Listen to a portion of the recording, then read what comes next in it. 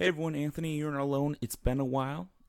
Been taking a bit of break, just enjoying time, enjoying life, working hard, all those good things. Hope you are as well. Want to go over a cool post I saw on Instagram, and if I find it again, I will link it.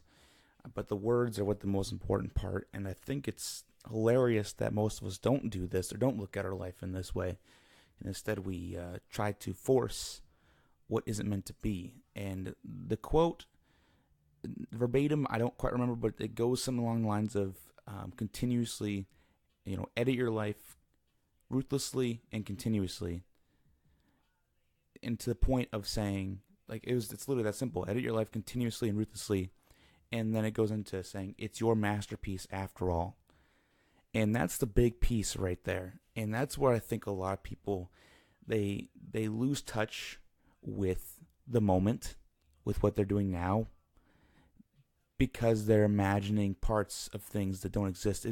It's almost like if you painted a painting and you only painted half it, but you imagined the other half. And when you told people, when you try to sell a painting or try to explain to people, they're like, "Oh, why is it half done?" It's like, well, the other part's in my head and I can explain it to you, but it doesn't actually exist. It's not on the painting. And then that goes into saying, okay, what do you have to really do to make a painting? Well, usually in paintings, you do it one time and you're done. The only difference with a painting in life is it's continuous. You add the fourth dimension, you add time into the whole equation when it comes to making sure that your masterpiece of life looks beautiful at the end. Or you can look at it this way: you're just painting one painting and it's taking you your entire lifetime, and you're continuously editing things, making things look better. You worked on a piece a while back, and you come back to that part because you found what exactly you want to look like. That's what it's trying to say.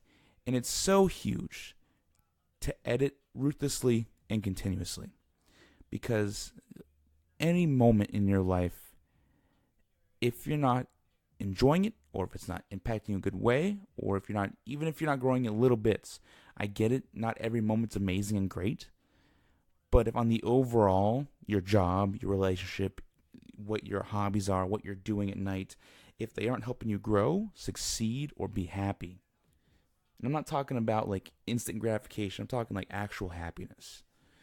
Like watching that show, yeah, it'll create some happiness for a little bit, but then when the show's over, you're gonna have that hole, because you put like a reliance of happiness on that show being on.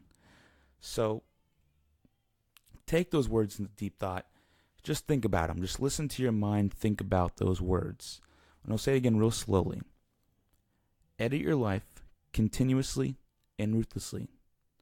It is your masterpiece after all. Think about that. Think about what you could edit, what you want to edit, but you're afraid to edit, what you think you can't at the moment, and see if there's a different way. See if there's a different angle. It doesn't always have to be, oh, I need to quit this job. Maybe it has to be talking to your boss and be like, can I get different responsibilities? Can we try something else? Can I do an extra project and change up my time here? And if they don't agree, then that's kind of like, okay, well, is that job really for you? Are they really there for you? Or are you just someone they can replace in a week if they needed to? And that's where you kind of have to define for yourself. But definitely think about it first. Think about what is going good in your life. You don't have to continuously edit, but you should definitely be reviewing. Maybe that's the better way to say it. Review your life continuously. Review all the moments. Make sure that what you're doing is right for you. Make sure you're living by your your laws, your rules. Don't let anyone else control that. And if someone is, edit it out ruthlessly. Like cutting, if there's a piece of paper and there's part of your life you don't like and it's on that sheet, cut that part of the sheet off. Sometimes that means letting go of someone.